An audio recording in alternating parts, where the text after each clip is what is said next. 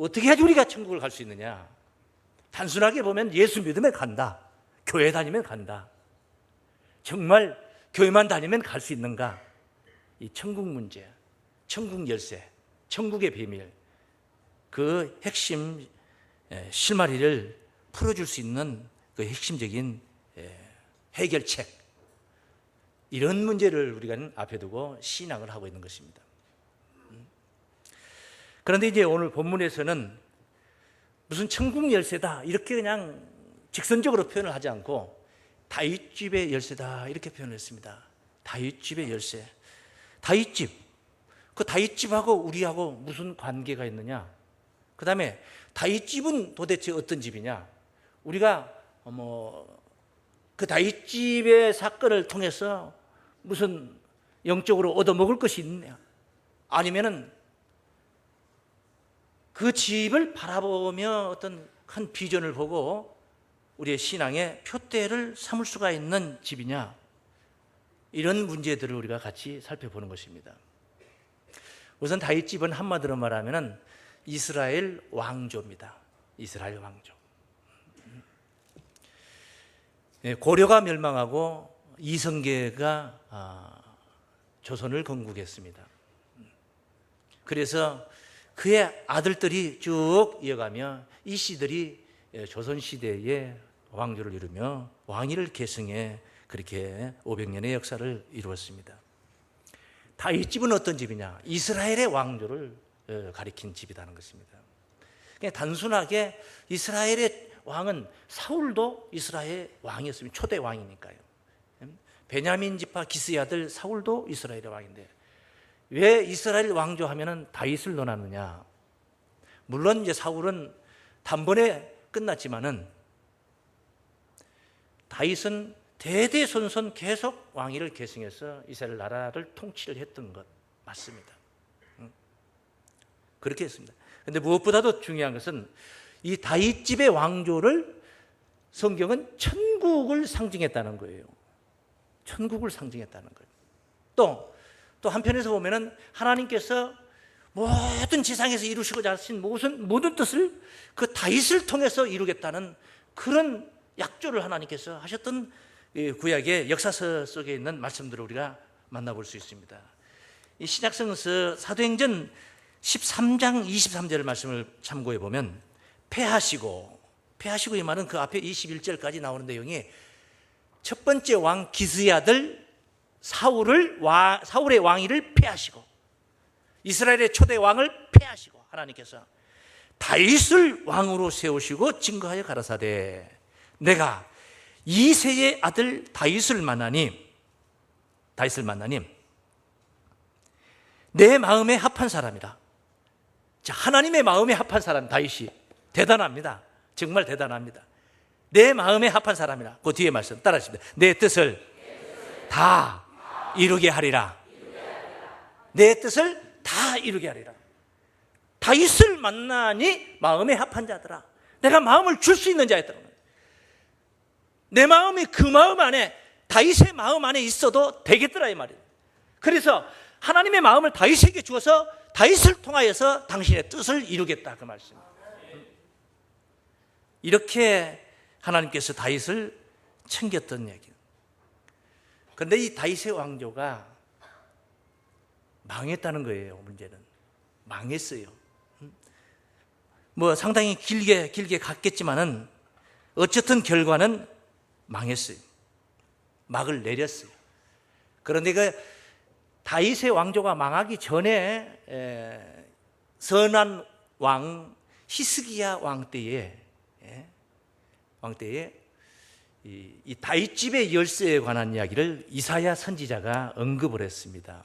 다윗집의 열쇠에 관한 이야기를 선지자 이사야가 언급을 하는데 셈나라는 그 국내의 그 왕궁의 국고를 담당하는 그런 대신이 있었는데 이 사람이 아마도 불의했던 것, 그 세부적인 것도 증거는 되어 있습니다. 이사야 22장에 증거되어 있는데 불의한 모습을 보고 하나님께서 이사야를 통하여서 셈나를 제거하고 힐기야의 아들 엘리아김이라는 국내 대신을 새로 세우는 이야기를 성경에 언급을 하면서 다윗집의 열쇠를 논한 말씀 우리가 지금 가서 보겠습니다. 이사야서 22장 18절 말씀이었습니다. 정령이 너를 말아 싸서 공같이 말아 싸서 샘날을 말해 광막한 지경에 던질 것이라. 주인의 집에 수치를 끼치는 너여. 다윗 집에 수치를 끼쳤다. 왕궁에서 수치를 끼쳤다. 네가 그곳에서 죽겠고 네 영광의 수레도 거기 있으리라. 버려진다. 내가 너를 네 관직에서 쫓아내며 네 지위에서 낮추고 그날에 내가 hil기야의 아들 내 종 엘리야김을 불러 네 옷을 그에게 입히며 직위를 박탈하고 엘리야김에게 그 직위를 주는 거예요. 지금요. 옷을 그에게 입히며 네 띠를 그에게 띄워 힘있게 하고 네 정권을 그의 손에 맡기리니. 그 정권을 쥐었던 자였단 말이에요. 왕이 힘이 없던 시대예요. 왕이 힘이 없던 시대. 근데 히스기야 왕 때에 와서 너무나 그 나라가 형통해서 이제 그 부와 영화가 히스기야에게 크게 달했다는 그런 말씀이 있어요. 그래서 히스기야 왕이 국고를 만들어서 세워서 그것을 이제 귀한 보물, 그릇 뭐 이런 것들을 다 보관을 하고 관리를 할 수 있도록 그렇게 했는데 이것을 담당했던 자가 지금 망가졌기 때문에 하는 말씀이에요. 네 정권을 그의 손에 맡긴다. 엘리야김에게 맡긴다. 그가 예루살렘 거민과 유다 집의 아비가 될 것이며 내가 또 다윗 집의 열쇠를 그의 어깨에 두리니. 자, 다윗 집의 열쇠 얘기합니다. 그가 열면 닫을 자가 없겠고 닫으면 열 자가 없으리라. 참 대단합니다. 열쇠라는 게 본래 그러는 거예요. 아무리 별거 아닌 열쇠를 할지라도 열면 닫을 자가 없고 닫으면 열 자가 없는 게 그게 열쇠라는 거예요. 비밀의 핵심을 가진 자가 입을 열어주면은 누가 아니라 할 자가 없는 것이고 그가 입을 봉해버리면은 누가 그 비밀의 실마리를 터뜨려낼 수 있는 자가 없다. 열쇠를 가진 자만이 할 수 있다. 그런 이야기거든요. 근데 그의 어깨에 둔다 하는 말은 두 가지 의미를 우리가 생각해 볼 수 있어요.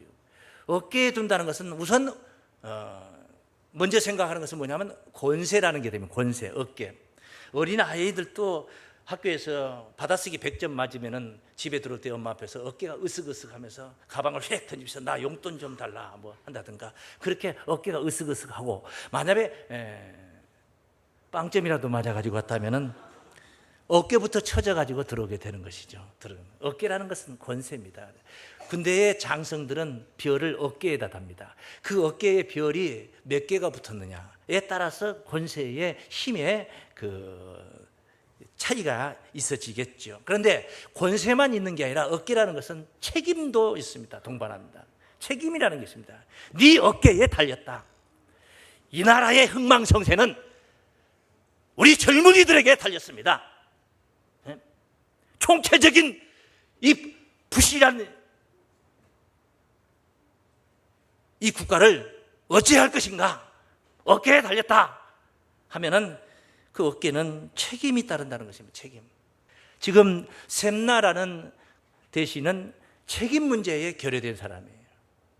자기를 세우고 왕을 세우지 못하고 자기를 세워서 책임 문제가 결여되어 있는 사람. 그래서 빼앗기고 hil기야의 아들 엘리야김에게 이 열쇠를 주고 있는 이야기, 그런 이야기를 지금 우리가 보고 있는 것입니다. 그래서 다윗집의 열쇠, 우선 첫째로 우리가 다윗집의 열쇠는 뭐냐?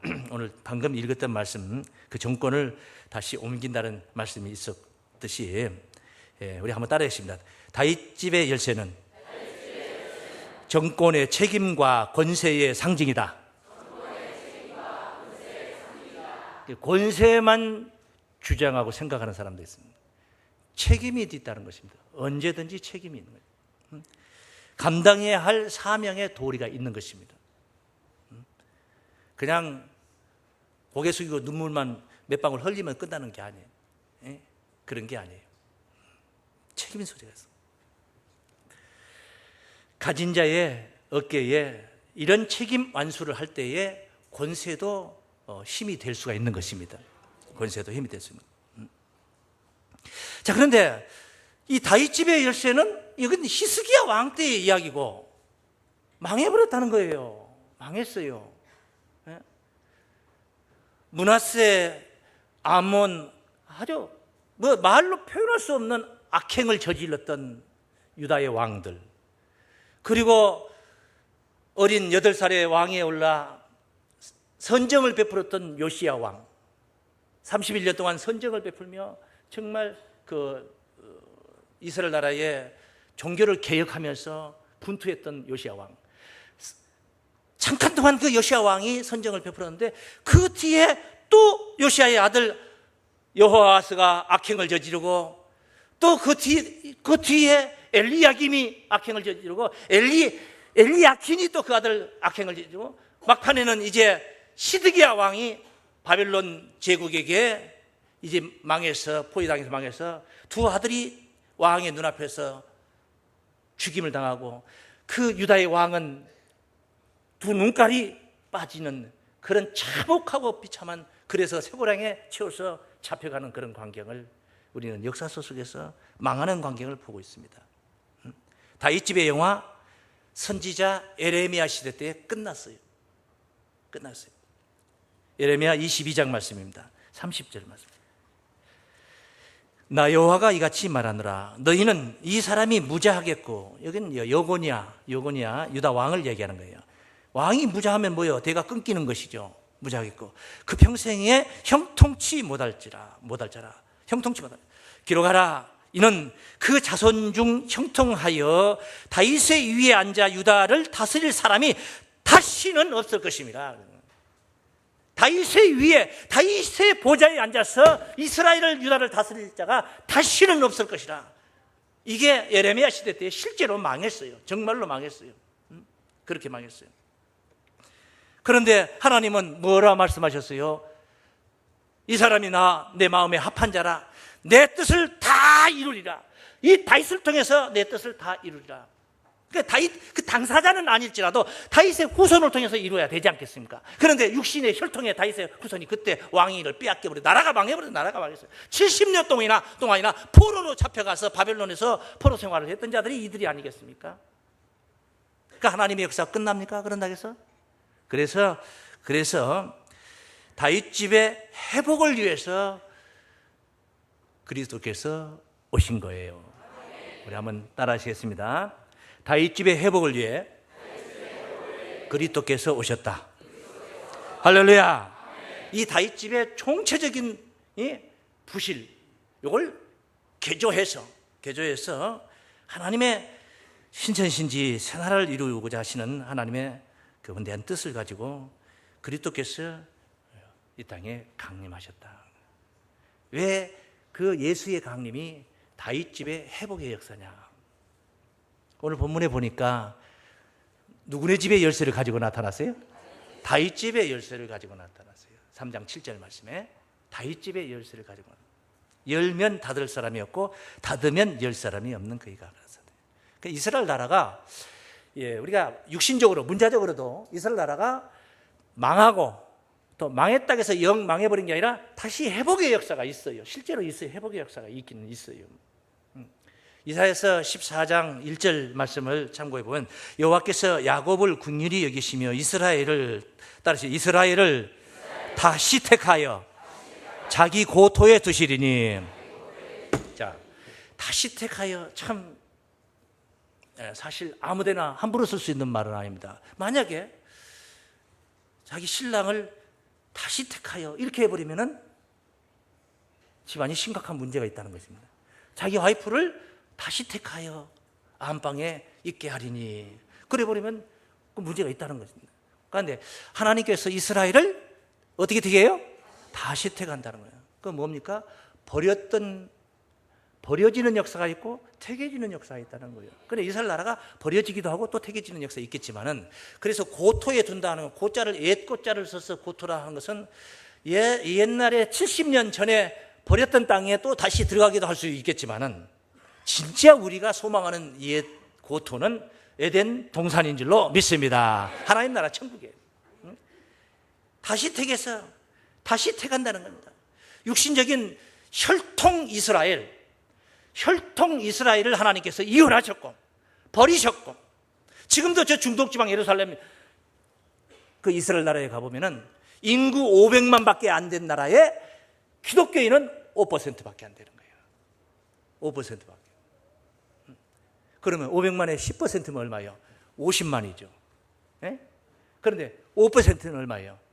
25만 명 아닙니까? 예? 그렇습니까? 맞습니까? 예. 유대인들이 장악하고 있어요. 유대인들, 기독교인들 아닙니다. 예수를 죽인 자들입니다. 지금도 예수 말고 다른 메시아가 올 것을 기다리고 있는 사람들이, 그게 유대인들이에요. 유대인의 나라지 기독교 국가가 아니에요. 예? 기독교 국가가 아니에요. 하나님께서 저 혈통 이스라엘 버리셨습니다. 버려야 다시 태어난 거예요. 그것도 안 버리고 이것도 다시 태기는 둘이 싸움질해요. 안 돼요. 자기 신랑을 다시 태가는데 안방에 신랑 놔두고 또 다른 신랑 데려다가 안방에 데리고 오면 어떻게 돼요? 싸움지르는 거지. 예? 하나님께서는 이스라엘 다시 태가하셨습니다. 갈라디아 3장 29절 말씀해 보시면 아브라함의 자손 이야기가 나옵니다. 너희가 그리스도께 속한 자면, 여러분은 누구에게 속했어요? 그리스도께 속했습니다. 너희가 그리스도께 속한 자면, 예? 곧 누구의 자손이요? 아브라함의 자손이요 약속대로 유업을 이을 자니라. 우리가 아브라함의 자손이 되는 거예요. 단군의 자손이 아니고 아브라함의 자손이 되는 거예요. 혈통적으로 아니오시답니다. 아닙니다. 흐르는 피가 아브라함의 자손이 아니에요. 우리의 영의 세계에 흐르는 그 영맥이 바로 아브라함의 믿음을 가지고 있다는 거예요. 그 믿음으로 아브라함의 자손이요. 우리는 아브라함을 믿음의 조상이라고 하는 것입니다. 그래서 너희가 그리스도께 속한 자면 아브라함의 자손이요 약속대로 유업을 이을 자니라. 아브라함의 자손. 혈통 아브라함의 자손이 아니라 바로 영적으로 믿음으로 아브라함의 자손이 된 줄로 믿습니다. 그게 진짜 이스라엘입니다. 그게 이스라엘이야. 이사야서 27장 6절 하나를 더 참고해 보겠습니다. 이스라엘에 우미 돋는다는 말씀이 있어요. 후일에는 야곱의 뿌리가 바뀌며 이스라엘에 우미 돋고 베어지고 본체가 베어져 버리고 새로운 우미 돋는다 이 말이죠. 우미 돋는다. 우미 돋고 꽃이 필 것이라. 그들이 그 결실로 따라 지면에 채우리로다. 저 이스라엘 중동지방 이스라엘 나라 그 유대인들 가지고는 지면에 다 채울 수가 없어요. 지면을 채울 수가 없어요. 세계 각국의 유랑민이 되어서 흩어진 나그네처럼 살고 있고, 전 미국이라는 아메리카 대륙에서 정말 어떤 재정권을 휩쓸고 노벨상을 막 전부 다 휘젓고 다 그렇게 하는 유대인들이 하지만은 인구적으로 바라볼 때는 겨우 밖에 돌아다니는 인원도 500만 밖에 안 되는 거예요. 다 해봐야. 그러니 그거 다 해봐야 몇 명 되지도 않는 거예요. 그런 이스라엘 나라 육신적인 혈통 가지고는 지면을 못 채워.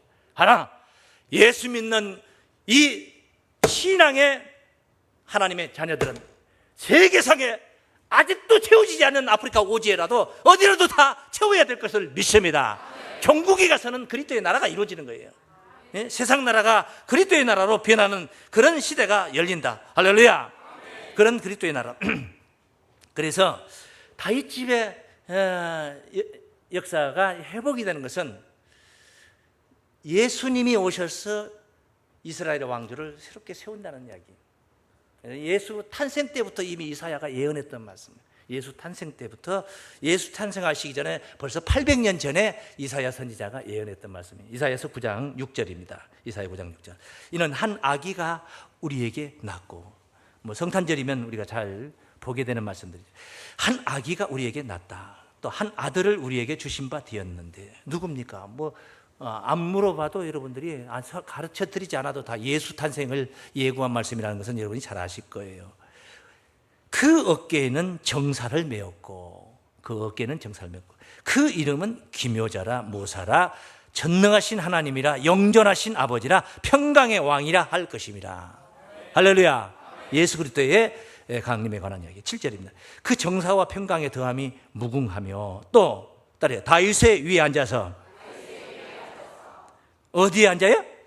다윗의 위에 앉아. 다윗의 위에 앉는다는 것은 다윗의 나라가 존재해야지 왕이도 있는 겁니다. 나라가 망했는데 임금이 어디 있습니까? 앉을 자리가 어디 있습니까? 우리가 36년 동안 일제의 앞제석에 잡혀 갇혀 있을 때에 누가 왕 노릇을 할 수 있고, 어디 뭐 왕 노릇을 할 때 내가 왕이다 해봐야 그 나는 곰이다 소리지. 그 소리가 어디 앉을 자리도 없는데 혼자 똑똑이지 뭔 소용이 있습니까? 응? 다윗의 위에 앉아서, 이 말은 다윗의 나라가 다시 회복된다 그 말이에요. 위에 앉아서 그 나라를 굳게 세우고 자금 이후 영원토록 공평과 정의로 그것을 보존할 것이라. 만군의 여호와의 열심히 이를 이루시리라. 할렐루야. 하나님의 열심, 못 말리는 열심. 세상에서도 못 말리는 열심이라는 게 있죠. 그런데 하나님의 열심은 못 말립니다. 말릴 수가 없어요. 태초부터 지금까지 잠 한숨도 안 주무시고 이스라엘을 지키시는 자는 졸지도 아니하시고 주무시지도 아니하시고 우리로 실족치 않게 하기 위해서 지키고 계세요. 할렐루야. 그러니 뭐 하나님의 열심은 막을 수가 없어요. 시온의 공의가 빛과 같이 예루살렘의 햇불이 예루살렘의 구원이 햇불과 같이 나타나도록 시온을 위하여 잠잠하지 아니하며 예루살렘의 구원을 위하여 쉬지 않는다 그래요. 하나님은 쉬지 않은 신분이에요. 쉬지 않은, 뭐 일주일마다 하고 일요일 날이면 쉬고, 일요일 날, 오늘 일요일 날 쉽니까? 하나님 쉬고 주무시고 계신데 무슨 기도는 백날 해봤자 하나님 주무시고 계신데 뭐 어디다 대고 기도를 합니까? 하나님 쉬운 적이 없어요. 예수님께서 베데스다 연못에서 38년 된 병자를 고쳤을 때 그날이 안식일이었어요. 유대인들이 안식일 날 네가 하지 못할 짓을 했다, 안식일 날 이랬다고 핍박을 한 겁니다. 그때 우리 주님께서 그 유대인들에게 답변했던 말씀이, 내 아버지께서 또 아직까지 안신이 나도 일한다. 하나님이 쉬어본 적이 없어요.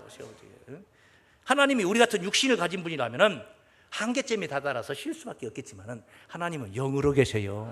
그러니까 쉴 필요가 없는 분이에요. 알고 나서 보니까 쉴 필요가 없더라고. 누가복음 말씀입니다. 누가복음, 이것은 이제 예수 탄생하시면서 증거되고 있는 말씀이죠. 1장, 누가복음 1장 31절입니다. 보라, 네가 수태하여 아들을 낳으리니, 예수 탄생입니다. 그 이름을 예수라 하라. 가브리엘 천사가 마리아에게 와서 통보하고 있는 말씀입니다. 저가 큰 자가 되고 지극히 높으신 이의 아들이라 일컬을 것이요, 주 하나님께서 그 조상 다윗의 위를 저에게 주신다. 그 조상 다윗의 위를 예수님께 주신단 말이에요. 주시리니 영원히 야곱의 집에 왕노로 사실 것이며 그 나라가 무궁하리로다. 할렐루야. 그래서 예수님이 다윗의 자손으로 오신 거예요. 복음서 첫 마디가 뭡니까? 복음서 마태복음 1장 1절에 아브라함과 다윗의 자손 예수 그리스도의 세계라. 이게 아브라함과 다윗의 자손, 예수님을 아브라함과 다윗의 자손이라고. 예수를 정말 알아봤던 사람들이 예수님께서 새끼 나귀를 타고 겸손하게 그 예루살렘에 입성할 때 앞에서 가고 뒤에서 따르는 무리들이 겉옷을 벗어서 바닥에 깔아놓고 종려가지를 들고 연도의 시민들 연호를 합니다. 누구를 연호합니까? 김대중, 노무현, 이게 아니요. 이게 아니에요. 누구는? 호산나, 호산나. 다윗의 자손이요. 호산나, 다윗의 자손이요. 가장 높은 곳에서 호산나, 호산나 하더라. 호산나라는 말은 아까 성가대 찬양도 호산나, 호산나 계속 해야 됐는데, 호산나 구원하소서.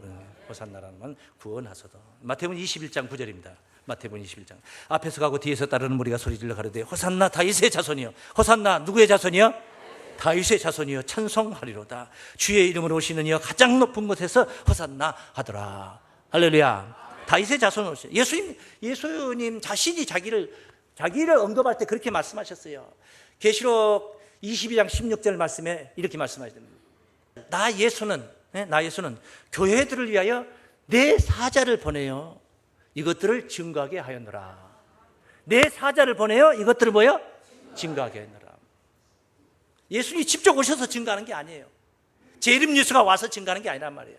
내 사자를 보내요. 이것들을 증거하게 하였노라.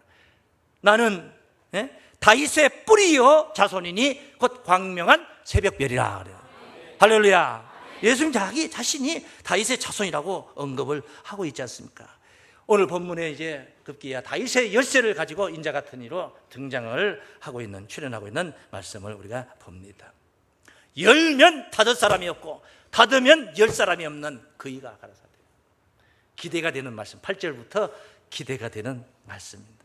그래서 마지막으로 다윗집의 영화가 그 영광이 회복되는 날, 오늘 함께한 여러분들이 그 영광의 자리에 주님과 함께하는 주인공들, 주역들이 되시기를 주의 이름으로 축원합니다.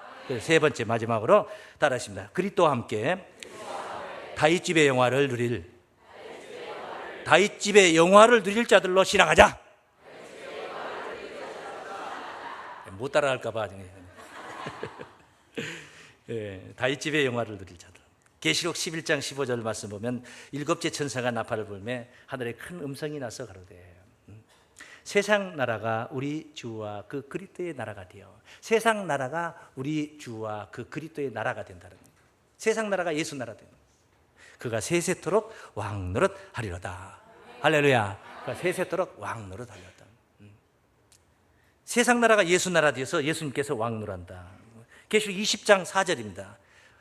혼자 왕노릇하는가 보네. 또 내가 보좌들을 보니 거기 앉은 자들이 있어 심판하는 권세를 받았더라. 또 내가 보니 예수의 증거와 하나님의 말씀을 인하여 목배임을 받은 자의 영혼들과 또 짐승과 그의 우상에게 경배하지도 아니하고 이마와 손에 그의 표를 받지도 아니한 자들이 살아서 그리스도로 더불어 7년 동안 왕노릇, 왜? 7년 동안 살아서 그리스도로 더불어 7년 동안 왕노릇하니 그 나머지 죽은 자들은 그 7년이 차기까지 살지 못한. 이는 첫째 부활이라. 이 첫째 부활에 참여한 자들은 복이 있고 거룩하도다. 둘째 사망이 그들을 다스리는 권세가 없고 도리어 그들이 하나님과 그리스도의 제사장이 되어 7년 동안 그리스도로 더불어 왕노릇하리로다. 할렐루야. 네. 혼자 왕노릇하는 게 아니고 함께하는 무리들이 왕노릇할 자들이 있다는 것입니다. 어떤 자들입니까? 어떤 자들? 흐트러지지 않는 신앙을 가진 자들. 그 대표적인 예로 베드로를 지칭해서 주님께서 하신 말씀이 있습니다. 마태복음 16장 16절부터 증거된 말씀입니다. 사람들이 나를 누구라 하더냐 하니까 들은 엘리야 에레미야 선지자 중에 하나이다. 에레미야 선지자 중에 하나이다. 그럼 너희는 나를 누구라 하느냐 하니까 베드로가 주께 답변했던 말씀입니다. 저는 그리스도시요 살아계신 하나님의 아들이시니이다. 당시는 그리스도요 세상을 구원할 자라는 말이거든. 그 다음에 살아계신 하나님의 아들이다, 이런 말은 함부로 쓸 수 있는 말이 아니에요. 참남된 말이라고 그랬어요. 참남돼요. 어떻게 인간의 몸을 가진 자가 하나님의 아들이라고, 신의 아들이라고 말할 수 있습니까? 그래서 참남하다고 한 거예요. 참남하다. 그런데 베드로가 담대하게 예수님을 향한 신앙 고백을 한 겁니다. 당신은 그리스도시요 살아계신 하나님의 아들이십니다. 지금 우리는 예수님이 그리스도다, 평범하게 쓸 수 있는 말입니다. 그러나 베드로 당시에는 그거 쉽게 쓸 수 있는 말이에요. 지금 우리는 아무라도 다 하나님의 아들이라는 용어를 다 쓰고 있지만은 그 당시에 인간의 육체를 가진 자가 하나님의 아들이라는 용어를 쓸 수 있는 시대가 아니었던 거예요. 그런데 베드로가 담대해요. 얼마나 기뻤겠습니까? 예수께서 답변하십니다. 바요나 시몬아, 네가 복이 있도다. 이를 네게 알게 한 이는 혈육이 아니요 하늘에 계신 내 아버지. 너 하나님께 감동받아서 한 것이다 말이야. 내가 네게 이르노니 너는 베드로라. 내가 이 반석 위에 내 교회를 세우리니 음부의 권세가 이기지 못하리라. 너는 반석이다. 흔들리지 않는다. 절대 요동치 않는다. 지 아무리 어둠의 세력들이 와서 너를 흔들려 해도 절대 흐트러지지 않는다. 이 정도는 신앙이 굳건해야지 뭘 열쇠도 맡기고 뭣도 맡길 수 있는 거지. 정권도 맡기고. 믿습니까? 그래서 베드로를 그렇게 칭찬하고 나서 칭찬만 하고 말아버린 게 아니라 19절에 그런 말씀을 해요. 내가 천국 열쇠를 네게 주리니. 할렐루야. 천국 열쇠를 준다는 거예요. 내가 네게 천국 열쇠를 가지면 어떻게 됩니까? 내가 열쇠를 가졌다는 것은 내가 어느 때라도 천국을 들어갈 수가 있다는 겁니다. 자격이 갖춰졌다는 거예요. 또 한 가지, 두 번째는 뭡니까? 천국 열쇠를 가졌다는 것은 남을 열어줄 수 있다 이 말이에요. 열어줘서 내가 열쇠를 가졌으니까 열어서 남들로 하여금 들어갈 수 있도록 길을 열어준다 이 말이에요. 그 열쇠 가진 자의 권세예요. 사명이고. 믿습니까? 그게 책임이 있는 것입니다. 자기만 열쇠 가지고 자기만 헐렁 들어가서 다 잠가버리면 되겠습니까? 열어가지고 많은 이들이 함께 들어갈 수 있도록 해야 돼요. 그래서 천국 열쇠를 네게 주리니 네가 땅에서 무엇이든지 매면 하늘에서도 매일 것이요. 땅에서 무엇이든지 매면 하늘에서도 매인다. 무슨 뜻입니까? 열쇠 가진 자가 원하는 대로 하늘이 응답한다 이 말이에요. 네가 땅에서 무엇이든지 풀면 하늘에서도 풀리리라. 열쇠를 가진 자가 원하는 대로 들어주신다 이 말이에요. 열쇠, 다윗집의 열쇠, 하나님 나라의 열쇠, 천국 열쇠 오늘 여러분들이 누리는 영광이 되시길 주의 이름으로 축원합니다.